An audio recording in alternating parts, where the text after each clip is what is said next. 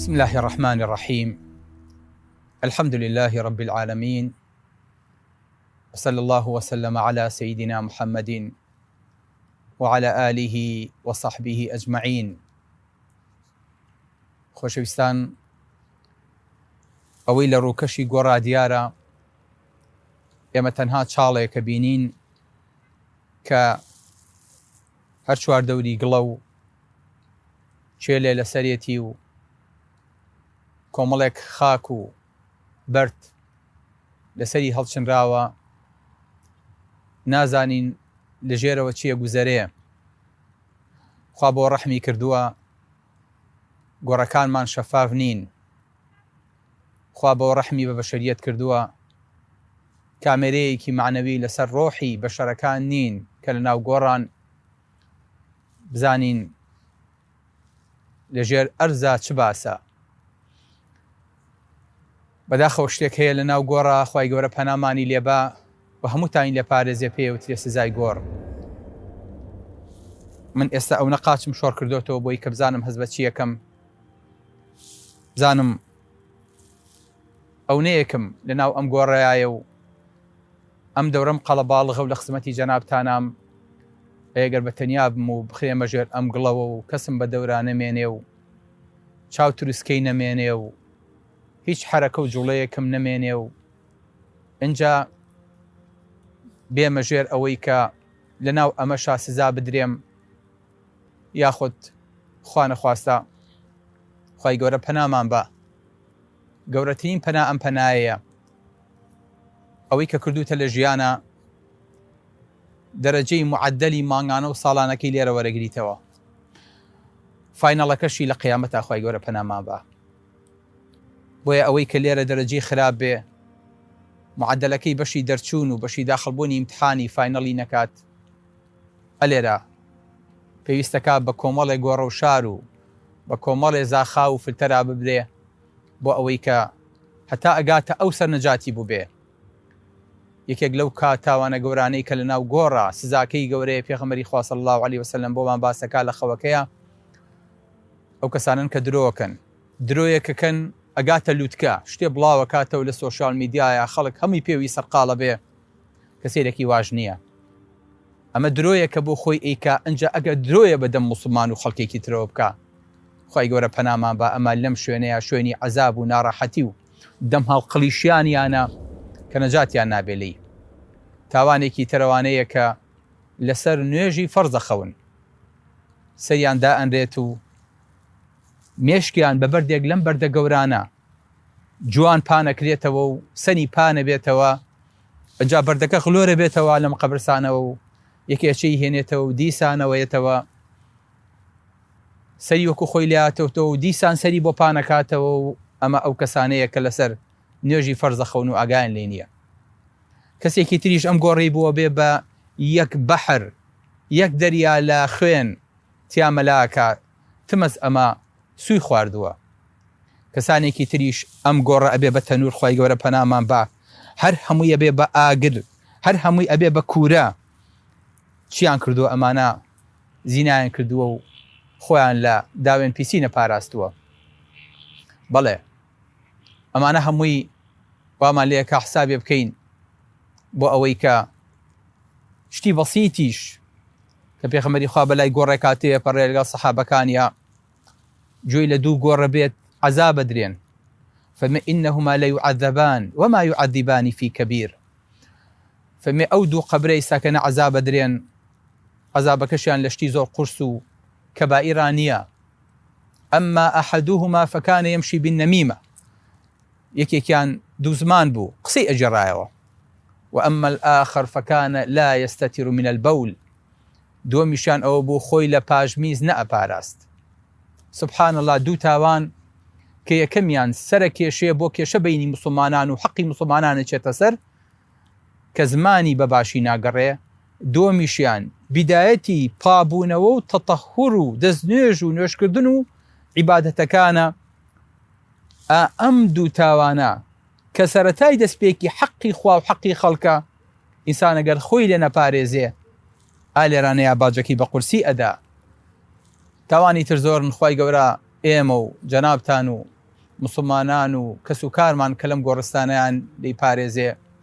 یەکێک لەوانە واسێنانە لە دانی زەکات بە تایبەتی ئەلەم ڕەمەزانەیە یەکێک لەوانە دزینی حەقی عامە کە کەسێک عەبایەک لە جیهاتا بکاتە سەرشانی بڵێ ئەمەی خۆمە لەناو جیهادا بێ فەرمێ کەلا والله ئینی ڕەئەیتوه فی النار نابەخوا من لە ئاگرا بینیم جا قوڕ بەسەرەوەی حەقی عامی خەڵکە خوات دەسێشێتە ماڵی گشتی خەڵکیش لە دنیای پێڵن ماشەڵڵا لێزانە بۆ خۆی زانێ بژی سەیری کە چۆن پینە و پەڕۆیەکات بە شێوەیەکیش کردوێتی کەس هەستی پێ ناکە بەڵام ئالێرە ڕاست و دروستەکان هەمووی دەرەکەوێت هەموو حەقێ لێرانەیە تەسفیا بێ حەقێکی شەمێنێتەوە بۆ قیامەت جا وریای خۆمان بین تاوانێکی تر لە تاوانەکان ئەوەیە کە بێهێزێکت بینی بێت و سرت نەخست بێ تاوانێکی ترەوەیە کە خوا نەخواستە ئینسان عەرق بخواتەوە بەڵێ یاخود گوێن بە سەحابەی پێغەمبەری خوا بە صلی الله عليه وسلم قسەیان لەسەرکە لا تسبوا أصحابي کورە قسە بە سەحابەکان و بە هاوڕەکانی من نەڵێن یان کەسێک لەسەر غەیری سونەتی پێغەمبەری خوا مردبێ صلی الله عليه وسلم لەسەر دینێکی تر لەسەر بەرنامەیەکی تر لەسەر ڕێبازێکی تر خوای گەورە پەنامان دات بەڵێ فەرمێ سەنوعەذیبهم مەڕەتەین ئەمانە دوو جار یەکێکیان عەزابەکەیان لە دنیایایە ناو قەبرایە و یەکێکیشان عەزابەکەیان لە قیامەتایەکا فەرمێ وحاق بآل فرعون سوء العذاب النار يعرضون عليها غدوا وعشيا اتخوا ئەم قەبرە بەس نییە بۆ خۆی بۆ عەزاب ئەم تاریکایی و تەنیایی و ناڕەحەتیە ئینجا لە قیامەتیشە ئەوەت بۆ ئامادەکراوە هەموو ڕۆژێکیش پەنجەرەیەکت بۆ بکەن بڵێ ئەوە شوێنەکەتە لە جەهەنەما نەخەوی ئیسراحەت نەکەیت دوو جار وەکو ژەمی بەیانی و ئێوارە بێن سزا بدرێیت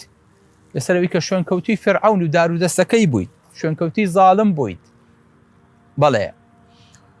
ئەگە بمانەوێ خۆمان لەمانە پارێزین خوای گەورە بمان پارێزێ یەکێ لەو شتانەی کە ئینسانە پارێزێ لە عەزابی قەبر شەهیدیە جا شەهیدی لە سەنگەری مردایەتی و دیفاعکردن لە دینی خوایە یاخود ئینسان بەیەکێ لە دەرەجەکانی شەهادەت یان بەربێتەوە یا بێ بەژێر هەرسێکەوە یاخود بە ئازاری سک بمرێ یاخود تووشی ناڕەحەتیە بێ وەی پێغەمبەری خوا صلی الله عليه وسلم هەموو ڕۆژێک لە هەموو نوێژێکە پەنای گرتووە بە عەزابی قەبر فەرمێ اللهم إني أعوذ بك من عذاب القبر دوای هەموو تەحیاتێک کە هەندێ عولەمایان لایەن واجبەکە بخوێنرێ فەرمێ اللهم إني أعوذ بك من عذاب القبر خوایە پەنا ئەگرم بە تۆ لە عەزابی قەبر وەرە تۆ هەموو ڕۆژێ 5 جار بەس لە فەرزەکانە لە تەحیاتا بیخوێنیت بۆ ڕۆژێک کە ڕوبەڕووی بیتەوە و بەرەو ئێرە دەیت لە ئێستەوە حسابەوە کردە بێ بڵێ اللهم إني أعوذ بك من عذاب القبر جاگە بە دڵ وتە بێتت ئالێرە بەرهەمەیەکەیەشیتە و دڵە پێی خۆشە کە پێغەمبەری خوا فێری دوعایەکی کردویت خوای گەورە پەنا ئەگرم بە تۆ لە عەزابی قەبر وعذاب النار ومن فتنة المحيا والممات ومن فتنة المسيح الدجال بخاري رواية كات بەڵێ هەر کەسێ بێ ئەلەم شتانە بە دوور بێ ئەبێ پەنا بگرێ بەخوا چونکە ئەم شوێنە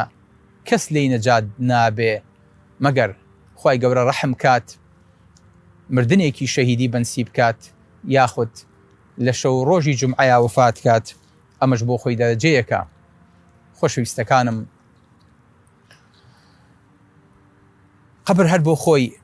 بەبێ سزایە بەبێ عەزابە بێنە بەر چاوی خۆت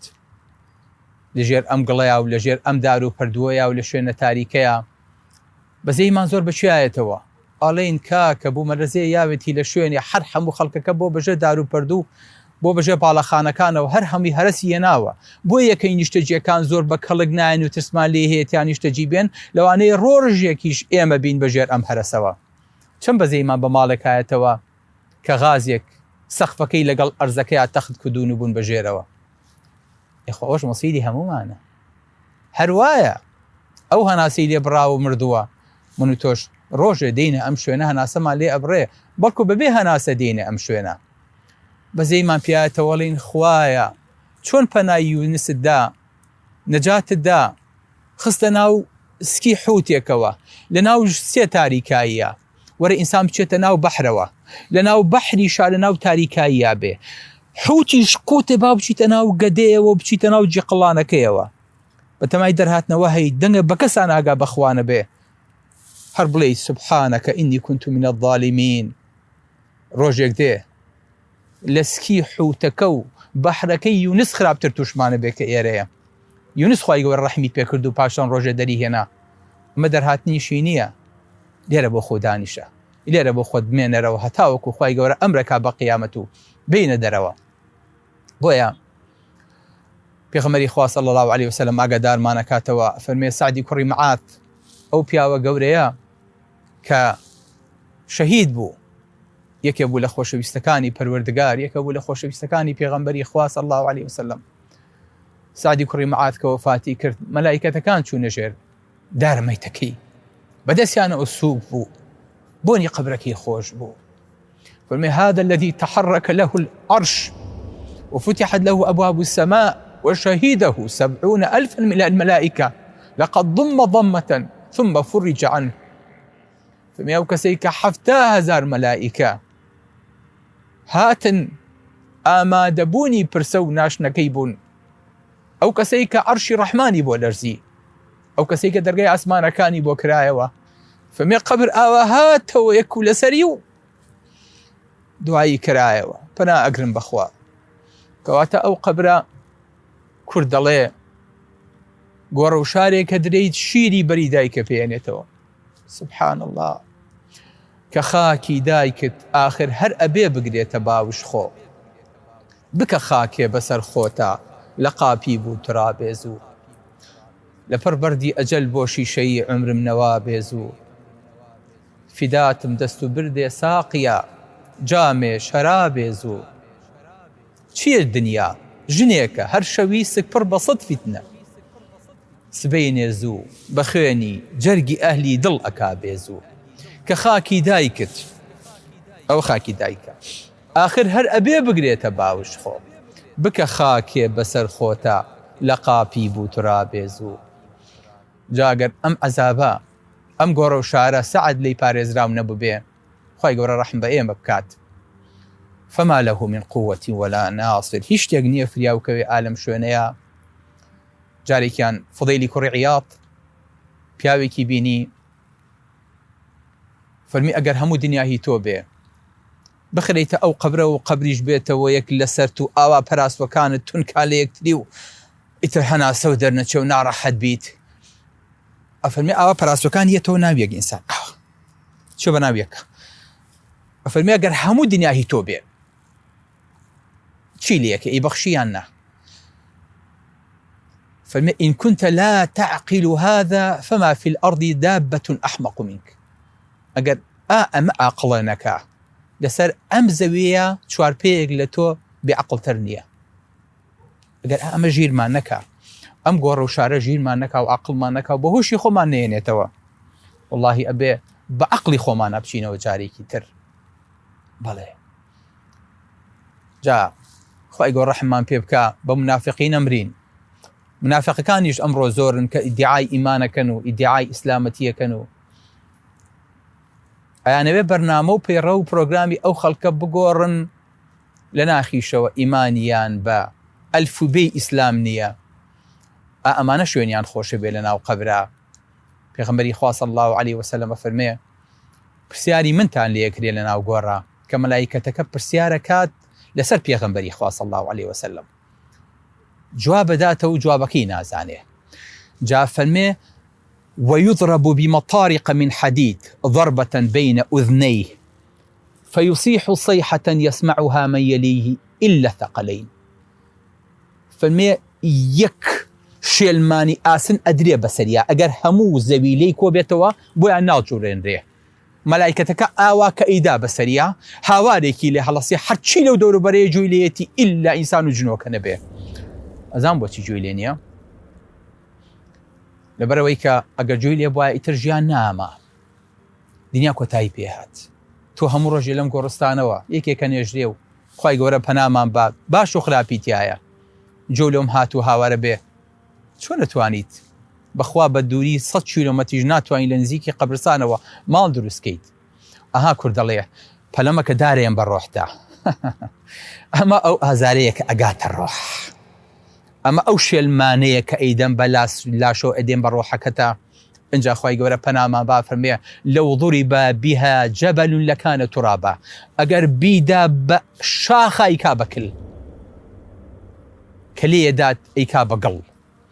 اینجا بزانە چەند قورسە ئەگەر ئینسان جووی لێ بوایە شێتە بوو. فەرمێ والذي نفس بيده لولا أن تدافنوا لسألت الله أن يسمعكم صيحة واحدة فقط. والله ئەگەر لەبەرەوە نەبوایە نەتانەوێرا مردوەکانتان بنێژن، نەکەر خۆتان لە دەروی ساحەتان ناکرد، نەتانەوێرا ناماتانوت یعنی ئەگەر مردوەکەم بنێژن ئاوای لێکەن وەکۆی کە جۆم لێ بوو بەخوا برام من ناینێژم، نە بەخوا برام نایخەمە قەبرەوە، نەوەڵا برام لە ماڵی خۆما لە ژێرزەمینەکەی دانێن با بۆگەن کا با ماڵەکە پڕکا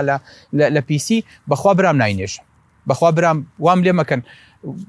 ڕۆژانە جۆم لەو هاتوو هاوارەیە. فەرمێ ئەگەر لەبەرەوە نەبوایە دوعا مەکرد خوای گەورەی یەک دەنگی لەو دەنگانە پێ ببیستنایە بۆیە بینیت ئاژەڵەکان جویان لێتی.